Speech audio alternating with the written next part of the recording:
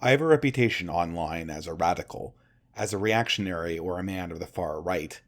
I quibble with these labels often enough, but as a big believer in using plain language to call things what they actually are, I must admit that many of my own values and beliefs are well outside the mainstream understanding of how the world should and does work. My views, plainly speaking, are highly controversial and radical. Hey, what's a guy gonna do in this year of our Lord 2020? However, today I want to comment on something that should not be controversial in any reasonable society.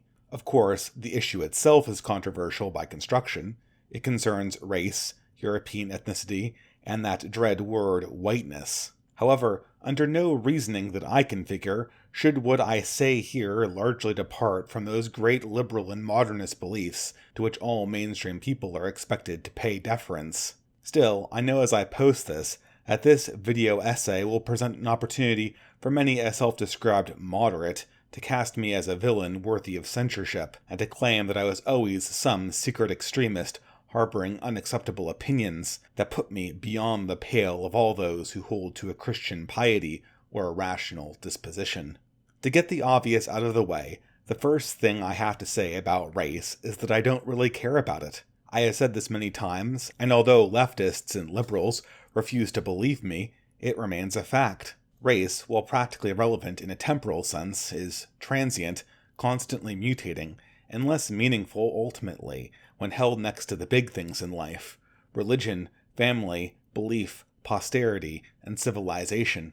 However, to modify the apocryphal slogan, I might not care about race, but race cares about me. Regardless of how I might feel about this concept in the abstract, race is made important by modern political circumstance. Group affiliation is a reality, and there are few affiliations more powerful and more powerfully destructive than those associated with observable genetic differences. Those who think they are immune to the fallout of racial conflict, either through privilege or ideology, are comforting themselves in a false delusion. Race is real, at least insofar as it is an active force that can and will do harm unto our children and families if we let it be turned to the forces of chaos. This is a consistent reality of human nature, and history has not been kind to those who have convinced themselves otherwise. In recent days in particular, history has returned with a vengeance.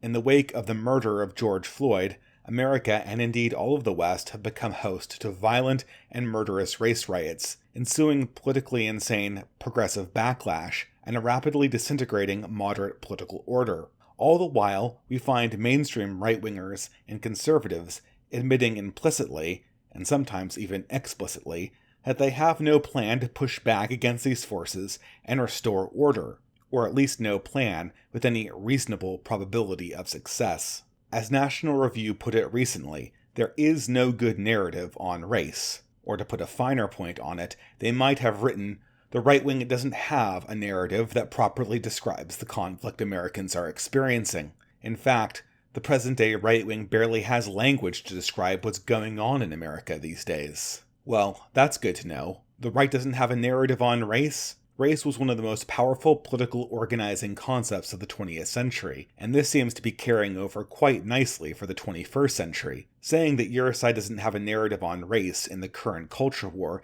is more or less like admitting that your nation has no access to firearms on the eve of World War II. Your opponent has spent half a century building an army of howitzers, tanks, and automatic rifles, so you better have some plan to get armed, or what even is the point of fighting? Even a rearguard action takes some force of arms to maintain. But all that being said, one might wonder why the right doesn't have a narrative on race. Is standing up for sanity really that difficult in the present year? Have the rules of morality and discourse actually changed that much? And could a moral approach to the subject of race in general, and our own races in particular, not be formed into some coherent narrative, not hobbled by self-flagellation, moralism, and purity spiraling?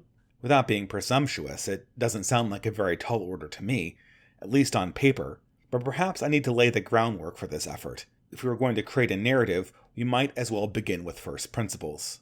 I will start by reiterating the common values concerning ethnicity and race, shared by most Christians and most peoples with value systems deriving from Christianity, until very recently. Here, I assert the following. 1.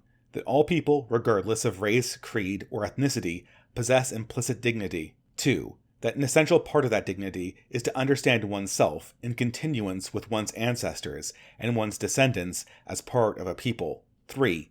That any attempt to deprive an individual of their heritage, to shame them, or to otherwise punish them for participating in their traditions is an explicit attack on that individual's dignity. And 4. The guarding of this right, the right to collective dignity and to continuance of tradition, is not the exclusive purview of one race or chosen people, but is part of the fundamental respect we owe to all that we consider human. Now, for these principles there are necessary caveats. Honoring the heritage of your ancestors is not an excuse for idolizing their sinful actions. True, ancestor worship should still be regarded as a manifest spiritual mistake. But still, in all times past, men of good faith have always recognized a collective dignity to be found in the honoring of the memory of those who went before. For whatever evils they may have done, our ancestors have given us what we have today. We are what they made us. And in return, we owe that tradition some reverence, just as we owe our own children the wisdom of the past that we have received. I say this expecting to meet little or no resistance, save from the few anarchists or radical objectivists in the audience. Conservatives have always acknowledged a traditionalist principle, and progressives, while they often scoff at their own heritage, would be quick to defend the concept when it applies to other cultures. I have yet to meet a person who, in all sincerity and without cynical motivations, believes that all humanity needs to live henceforth disconnected, atomized, and set against the world, with no connection to those who begot them and hold them as part of their legacy. I have also never met the person who felt honestly that this connection towards the past needed to be generalized and not specific. Here, I might digress and offer some sympathy for the peoples crushed by imperialistic machines in the past, Western or otherwise. The destruction of a culture's autonomy and heritage, while common historically, is always tragic, and I do not think that it is coincidental that corporate and government entities, bent on extracting wealth and profit from a people, often seek to atomize those they would exploit. A people with deep roots in the past and the connection to their ancestors is hard to control. A sea of autonomous economic units bent only on consumption is not. When looking back at the history of European peoples' relation to the world, I have nothing but sympathy for those communities still in recovery from Western imperial exploitation. And while I might not be capable or suited to aid in the uplift of a culture I do not understand, I recognize their struggle for restoration and autonomy as something that is heroic.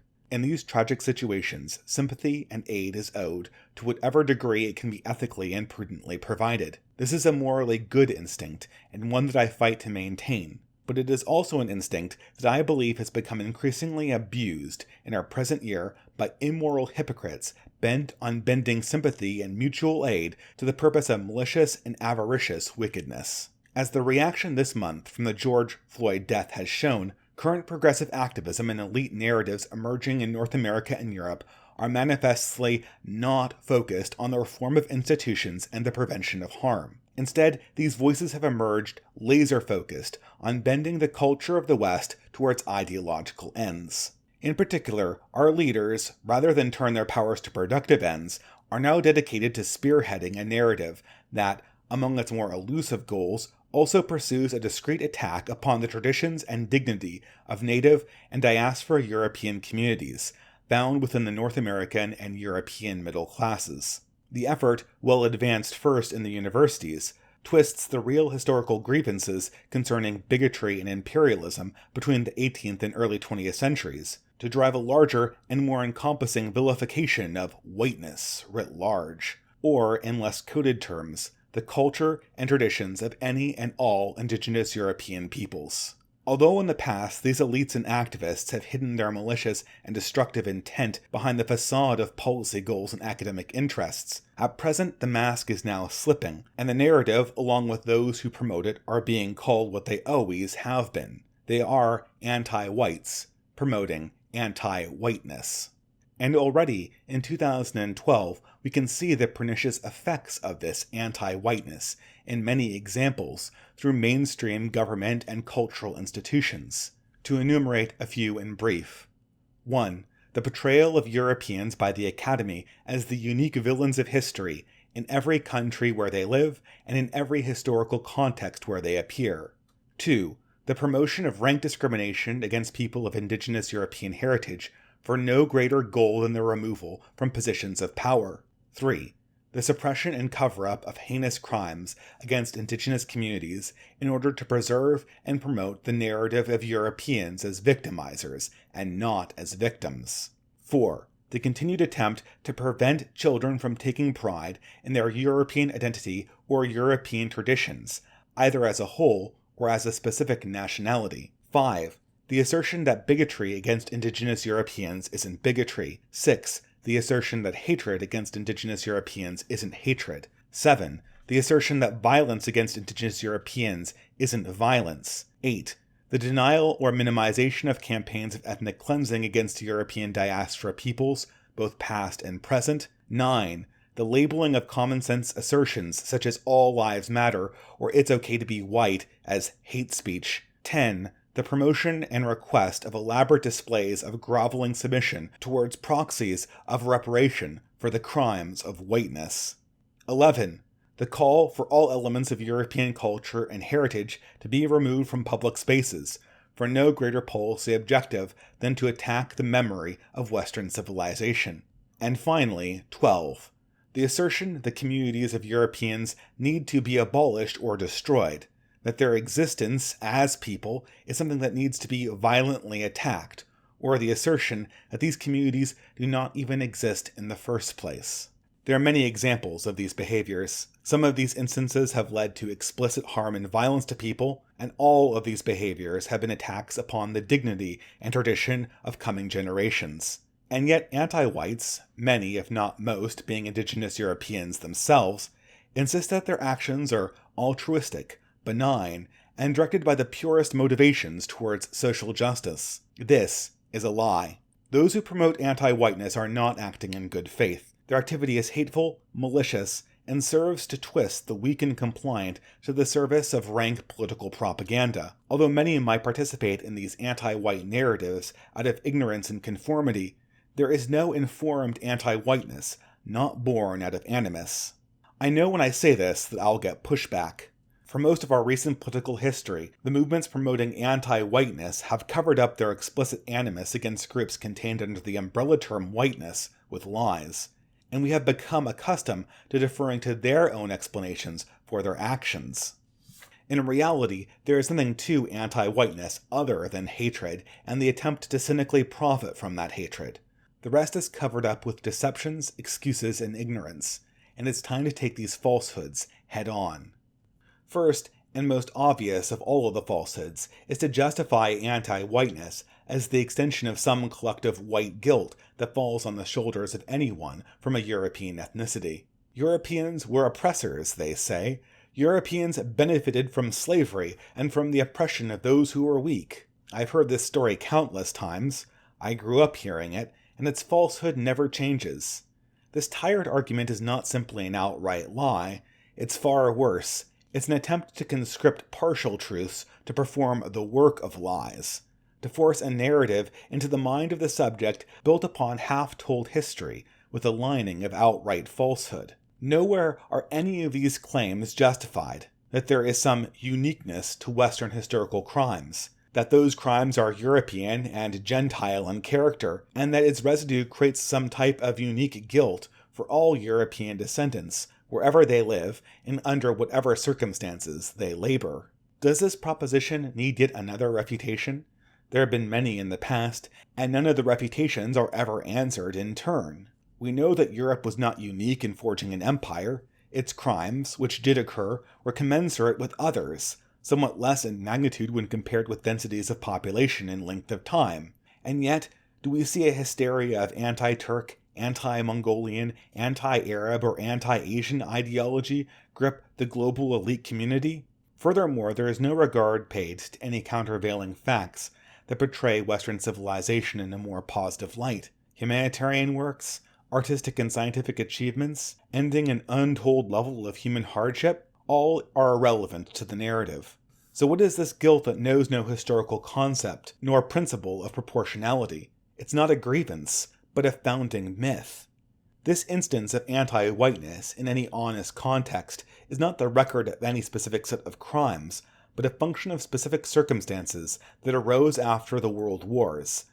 Its popularity and continuation exist not to address some large historical truth, but to procure favor from political and corporate establishments that consider this a useful narrative and perspective politically. But all of this is not the real point.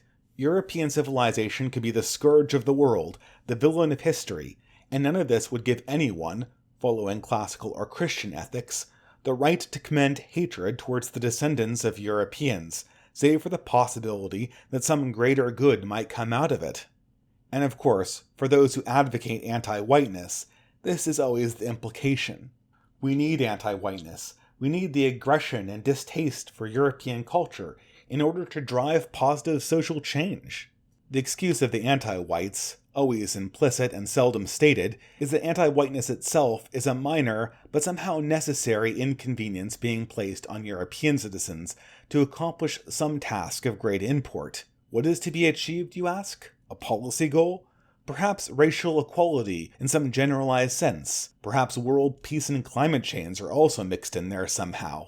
While this narrative has been on display this week in full force, none of this ever makes sense. To take the most recent inciting incident, the riots and protests around the death of George Floyd largely concern police activity and inequality in large, highly progressive metropolitan areas. These areas have been attempting to solve systematic racial inequality for 60 years, while at the same time experiencing a set of enormous economic booms and an unparalleled regime of progressive political dominance. Yet, with all of the will, and with a good proportion of all the money in the world, there has been no progress towards this culminating goal of racial equality. What is the issue? Corruption of the political class? Corruption of the Democratic Party? Perhaps systematic structural issues? Perhaps cultural problems inside the black community, or some other problem that cannot be addressed from outside? Perhaps the entire problem is unsolvable. It's an open question, but there is one thing that is obviously not at issue in this whole debate: a vague concept of whiteness that largely describes a far-reaching ethnic group which exists as a minority inside these metropolises, and lives, by and large, nowhere near the locations where these problems occur.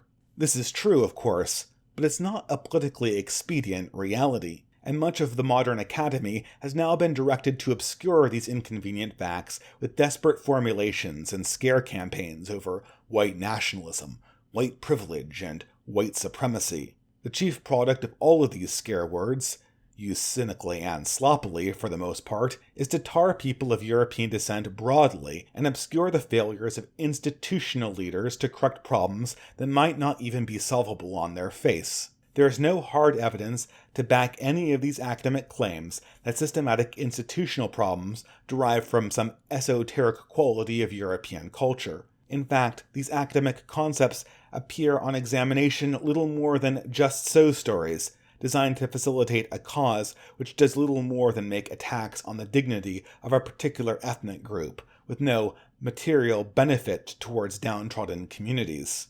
Through common sense, it would stand to reason that any policy proposal which contained within it an attack on the dignity of another group would have to present proof and credentials, which our current crop of anti-whites certainly have not. However, I have noticed that even this statement might be increasingly unnecessary. The anti-white activists possess increasingly little pretension that any of their efforts, whether to tear down statues, decolonize bookshelves and school curriculums, or rewrite history, have any other positive external impact beyond serving as collective catharsis for their own frustration with the continuing racial problems in the modern world. In fact, I'm beginning to think that we should interpret these white guilt campaigns as the rich academic equivalent to burning down and looting shops to blow off steam in the wake of an institutional failure. Neither have any prospect for real political change. Yet all the while, when opposing these hypocrisies, there is the retort from the activists that to complain about their collective revenge fantasy is to somehow complain about a triviality. Is the problem of anti-whiteness a small problem? In the scope of history, who can say? But it is a needless and malicious problem, created to no good end and to the wicked benefit of those who advocate for it. It is not common to justify one evil by the fact that we can point to a greater one, and anti-whiteness is an evil. It is evil to rob children of their heritage. It is something that I don't want to be taken away from my own child, and it is something that I have no right to be allowed to be taken away from the next generation in any sense. Cruelties, small or not, are still cruelties. And through all of this, what is ultimately gained from the anti-white narrative? What is it actually purchased for the countries of the West and the world as a whole? What have any of us as humans gained? A destroyed social order? A generation robbed of dignity, heritage, and innocence? A West that's no longer governable? And a paranoid political radicalism, ever growing and never satisfied with their increasing share of the world's power? These are the wages of anti-white activists. This is the world they have labored so hard to create, and I have to say, they play the martyr well.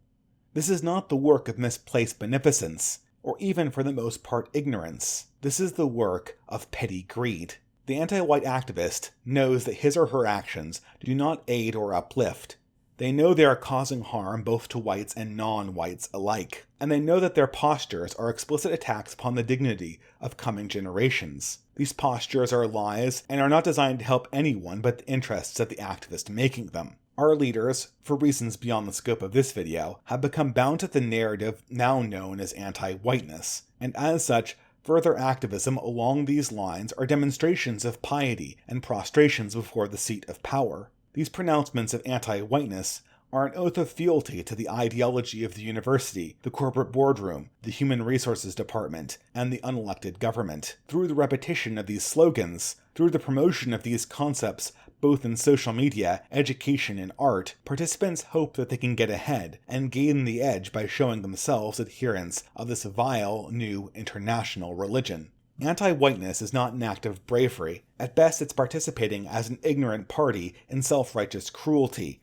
At worst, it's a craven and malicious treachery. In all cases, it is hateful. And like other forms of hatefulness, it is a threat to the dignities of all people in the human race, and the future of all peoples. At the beginning of this essay, I talked about developing a new narrative concerning race. This is where I return to the subject at hand. Any narrative on race, any good narrative on race, must return to the concept of dignity. Dignity not only of persons, but of peoples, and the traditions that bind those people together. We in the West have forgotten this value.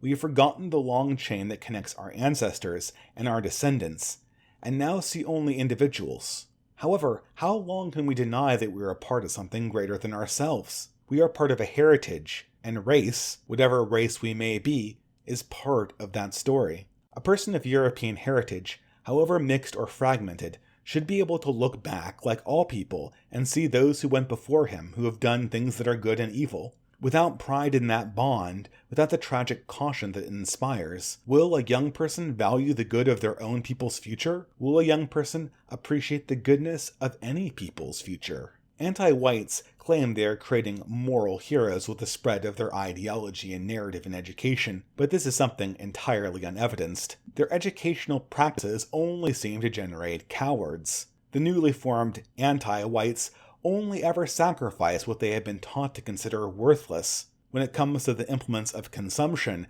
and capital ownership, a much more proximate cause of our present world's woes, these self-same trained anti-whites cling to their gains like desperate misers and harridans of old. Teaching students to be simpering sycophants is not a recipe for true moral heroism, it turns out. But through this all, we might ask, what is the solution?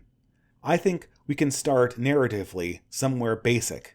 We must seek at minimum to oppose the professed anti-whiteness of elites, just as we would oppose a movement that attacked the dignity of any other people. Those who spread the memes and ideology of anti-whiteness are spreading falsehoods and half-truths, and are participating, perhaps unwittingly, in a cruel game that maliciously harms others for their own benefit. To my mind, it is time to incorporate a notion of anti-whiteness into our conversation, to speak from experience and make this concept known as a phenomenon. But what does that mean? Perhaps something not too difficult for now. If someone shares a piece of media that frames Indigenous Europeans as uniquely evil, can this not be pointed out? If activists spread the notion that ordinary children, when learning their family's traditions, are complicit in a racist heritage that needs to be stamped out, can we not call that what it is? Hateful, pernicious, anti-white? Ultimately, do we recognize that anti-white activism and actions exist? Do we oppose them? The answer is either yes or no. It's that simple.